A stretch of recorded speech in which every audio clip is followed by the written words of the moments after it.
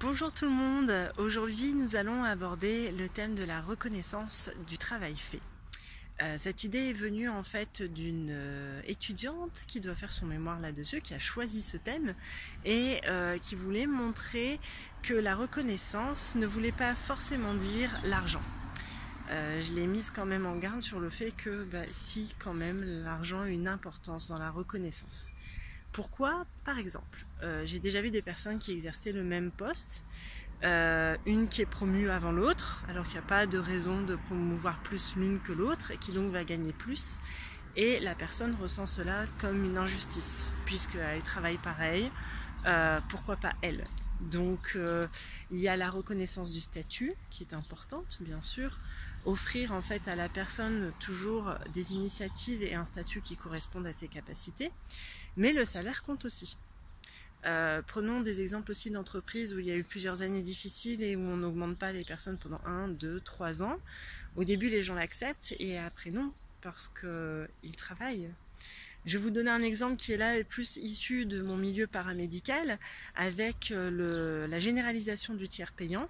Les personnes ne payent plus, ne font plus l'avance des séances et se permettent d'être absentes beaucoup plus souvent, sans explication, parce que on ne paye pas. Donc inconsciemment, ça diminue la valeur du travail effectué. Donc c'est important tout de même d'avoir une reconnaissance d'argent. Mais cette étudiante a raison, ça ne fait pas tout.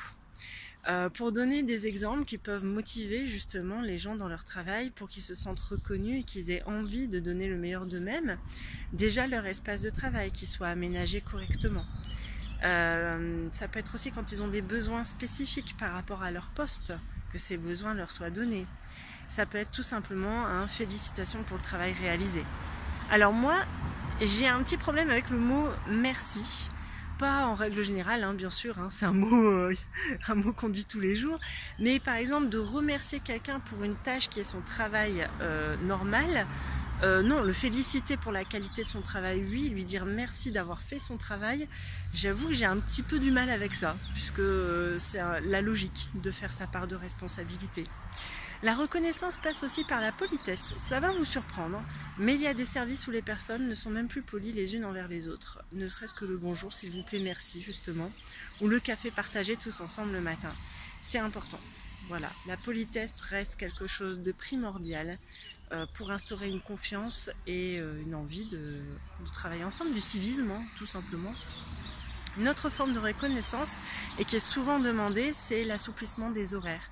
Si pour une fois on doit aller chercher son enfant plus tôt, si pour une fois on a une activité, une passion, un hobby et qu'il y a une compétition et qu'on doit être absent, ne pas avoir toujours l'impression, vous savez, de réclamer, de demander qu'on nous concède, mais en nous faisant des reproches derrière.